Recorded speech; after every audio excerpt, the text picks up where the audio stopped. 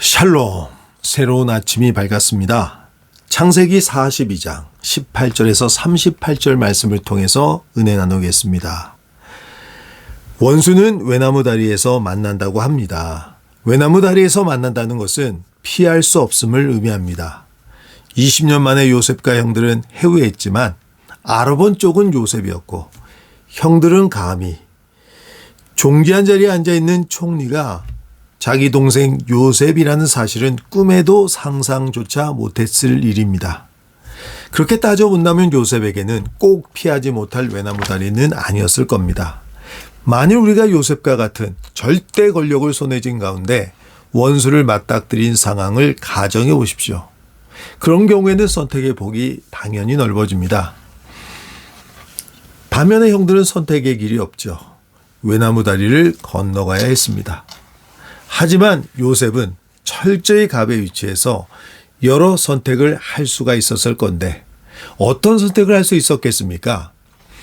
첫 번째로는 외면 또는 회피할 수 있었을 겁니다. 용서해 주기에는 형들의 죄가 너무 큽니다. 요셉은 너무 오랫동안 생고생을 했습니다. 그렇다고 한 핏줄인 형들인데 무엇보다 요셉은 하나님을 경외하는 사람으로서 보복할 수도 없는 노릇입니다. 이런 경우에 우리는 보통 외면 또는 회피해버립니다. 그게 속 편한 일입니다. 즉 못 본 척하고 지나치면 됩니다. 그래서 적어도 나는 하나님의 사람으로 보복은 하지 않았어라면서 스스로 자의하면서 마음속의 그림자, 칼륨이 말한 그림자를 영원히 마음 깊은 곳에 자물쇠를 꼭꼭 채워서 가두어둬 버립니다. 두 번째로는 속 시원하게 보복할 수가 있습니다. 나 요셉이야 라며 신분을 밝히고 힘과 권력을 가지고 있지 않습니까? 그래서 대차게 복수합니다. 또는 굳이 신분을 밝히지 않고 복수할 수도 있습니다.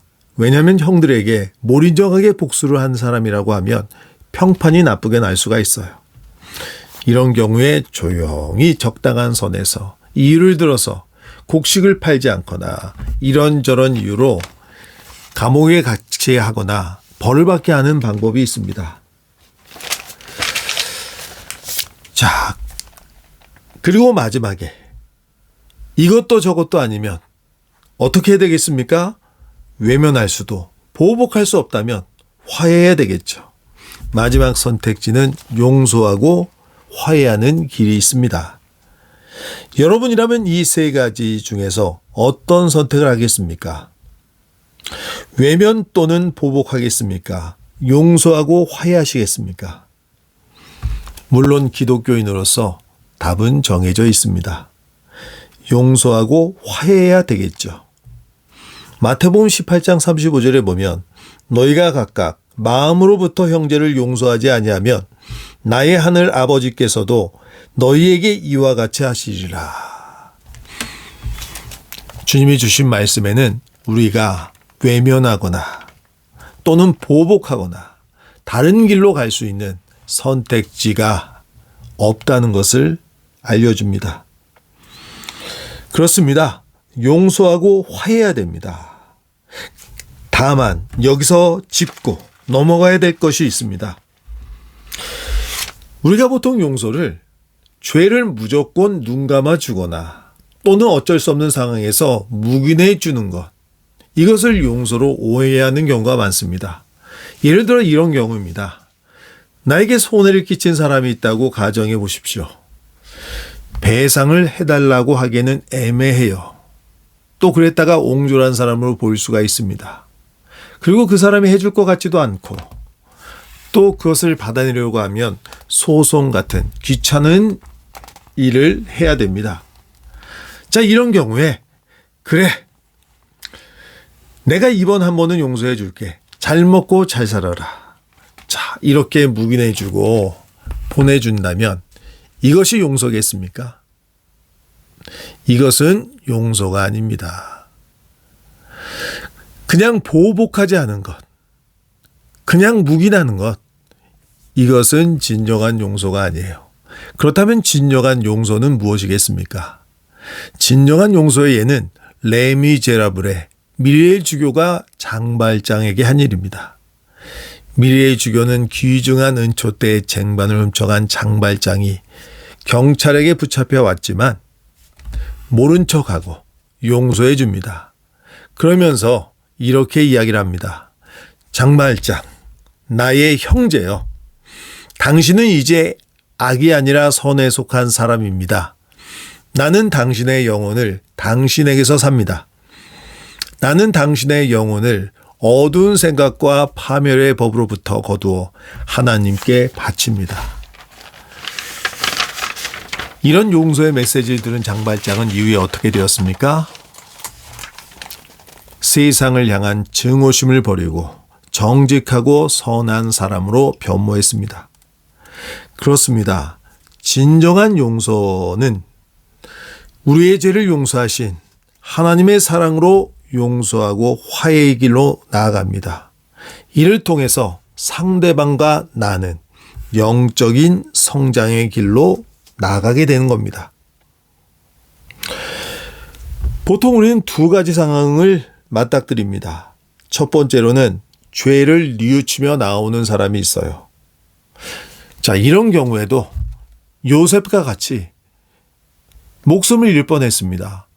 13년 동안에 정말 죽을 고생을 했어요. 종으로 팔려와서.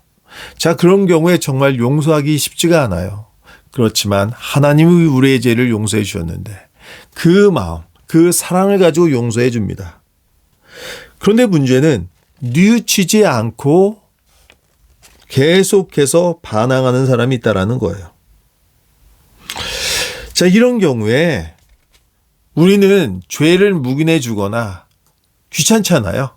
그래, 나 용서할게. 그리고 잊어버리려고 하는 그런 유혹에 빠집니다. 그래서 내가 보복하지 않는 것, 그것만으로 내가 그래도 크리스천이야 라고 하면서 스스로에게 안도감, 자의를 하게 됩니다. 자, 이를 통해서 상대방과 내가 영적으로 성장하느냐? 그렇지 않죠. 화해의 길로 나아가느냐? 그렇지 않아요. 계속해서 관계는 깨어져 가고 이를 통해서 나도 상대방도 영적으로 성장하지 못합니다. 장발장처럼 세상에 대한 증오심을 버리고 정직하고 선한 길로 나아가게 되는 이런 영적인 성장을 보여주지 못하게 된다는 겁니다. 제가 지난 시간에 요셉이 왜 자신을 밝히지 않고 또 이후에 보게 되면 여러 가지 방법을 통해서 형들을 시험하는 것 같은 그런 행동을 취하는지, 보복하는 것 같지도 않고 그렇다고 용서하는 것 같지도 않고 지루한 여러 단계를 거쳐서 결국은 화해의 길로 나아가는지, 여기에 대해서 일단 제가 지난 시간에는 한 가지, 아직 둘 다 마음의 준비가 되어 있지 않다. 요셉은 20년 동안이나 또 입신양명한 지 7년 이상의 시간이 지나갔지만 가족에게 연락하지 않았어요. 즉 그만큼 마음의 상처가 깊다는 거죠. 그런 요셉이 단박에 형들을 용서하려고 한다. 쉽지가 않습니다. 또 형들이 정말로 죄를 뉘우치고 있는지 알 수 없는 가운데 있는데 무조건 그냥 우리가 남이가 하면서 화해할 수는 없는 것입니다. 그리고 오늘 또 한 가지, 진정한 용서, 이 진정한 용서의 의미를 살펴보면서 요셉이 왜 이렇게 행동할 수밖에 없었는지, 이 이유를 한번 따져보았습니다. 그렇습니다. 용서는 무조건 죄를 덮어주는 것이 아닙니다. 사실 요셉이 형들을 시험하는 것 같아 보이지만 이를 통해서 요셉은 형들과의 진정한 화해의 길로 나아가고 있는 것입니다. 자신과 형들의 영적 성장을 도모하고 있는 것입니다. 또 여기에는 하나님의 섭리, 또 하나님의 영적 원리가 담겨져 있습니다. 오늘은 여기까지 하겠습니다. 또 다음 시간을 통해서 진정한 용서의 의미를 생각해 보면서 이를 통해서 하나님이 또 우리를 어떻게 다루시는가, 그 의미도 한번 짚어보는 시간을 가졌으면 합니다. 우리는 모두 알게 모르게 누군가에게 상처를 받습니다. 한두 명, 아니면 여러 사람, 여전히 많은 세월이 지나갔지만 마음에 상처로 남아있고 또 우리의 마음속에 자물쇠로 가둬두고 있는 그림자와 같은 그런 사람들이 있을 것입니다. 그리고 그런 사람들 외면하고, 보복하지만 않았으니까 그래도 외면하고 무시하는 것으로써 나는 할 도리를 다 했다고 또 안도감을 느끼기도 합니다. 자, 이것은 진정한 용서가 아닙니다. 여러 가지 복잡한 것, 다양한 시도를 하기 전에 먼저 그분들을 향해서 또 내 안에 있는 그림자를 가지고 하나님께 기도의 자리로 나오시기 바랍니다. 기도하면서 하나님의 뜻을 구해야 됩니다. 그냥 내 안의 그림자, 내 안에 방에다 가둬 놓고 자물쇠로 꼭꼭 잠근다고 그것이 잠가지지 않습니다. 언젠가 하나님은 그 모든 것을 드러내십니다. 우리가 이를 위해서 그래서 기도해야 됩니다. 하나님의 뜻을 구해야 됩니다. 진정한 용서의 길, 그것은 결국 상대방도 성장하고 나도 성장하는 길입니다. 기도하시겠습니다.